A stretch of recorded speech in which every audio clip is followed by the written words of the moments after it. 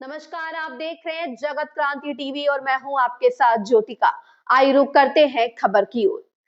सरकार का फार्मूला तय, ओबीसी कोटा नहीं, लोकसभा सीटों में 50% बढ़ोतरी के साथ 2029 चुनाव से लागू होगा। महिला आरक्षण बहुप्रतीक्षित कानून को लेकर अब सरकार ने बड़ा कदम बढ़ाया है।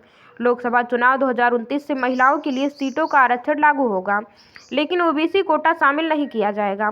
इसके साथ ही लोकसभा में सीटों की संख्या में 50% तक की बढ़ोतरी करने का फार्मूला तय किया गया है।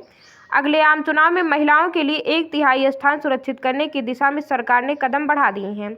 इस विषय पर केवल विपक्षी दलों से ही नहीं, बल्कि सत्ताधारी गठबंधन के भीतर भी गहन चर्चा की जा रही है। बुधवार को हुई बैठक में पिछड़ा वर्ग के लिए अलग कोटे जैसे कुछ प्रश्नों के बीच संविधान संशोधन विधेयक पर सहमति बन गई है। सरकार अब कांग्रेस और अन्य क्षेत्रीय दलों से अंतिम वार्ता के बाद इस विधेयक को प्रस्तुत करने का समय निर्धारित करेगी। बैठक के दौरान गृह मंत्री अमित शाह ने गठबंधन के सहयोगियों को विस्तार से बताया कि सरकार इस विषय पर इतनी सक्रिय क्यों हुई है। उन्होंने स्पष्ट किया कि जनगणना के बाद होने वाली सीमा निर्धारण की प्रक्रिया 2029 तक ही पूर्ण हो पाएगी। ऐसी स्थिति में सरकार नारी शक्ति वंदन अधिनियम को आगामी आम चुनाव में लागू करने का अपना वचन पूरा करना चाहती है। उन्होंने यह भी जानकारी दी कि विभिन्न क्षेत्रों में सीटों की संख्या को अनुपातिक आधार पर 50% तक बढ़ाया जाएगा।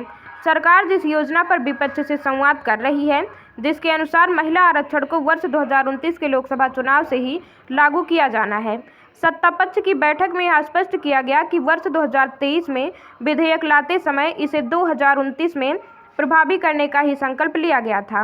विपक्षी नेताओं का भी यही मानना है कि सरकार ने आगामी वर्षों में होने वाले उत्तर प्रदेश या अन्य राज्यों के विधानसभा चुनाव में इसे लागू करने का कोई संकेत नहीं दिया है।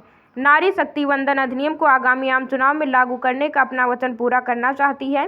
बैठक में जब पिछड़ा वर्ग के लिए अलग आरक्षण का प्रश्न उठा, तो गृह मंत्री ने कहा कि संवैधानिक रूप से ऐसा करना संभव नहीं है। उन्होंने तर्क दिया कि महिला आरक्षण लागू होते ही पिछड़ा वर्ग से आने वाले जनप्रतिनिधियों की संख्या स्वयं ही बढ़ जाएगी।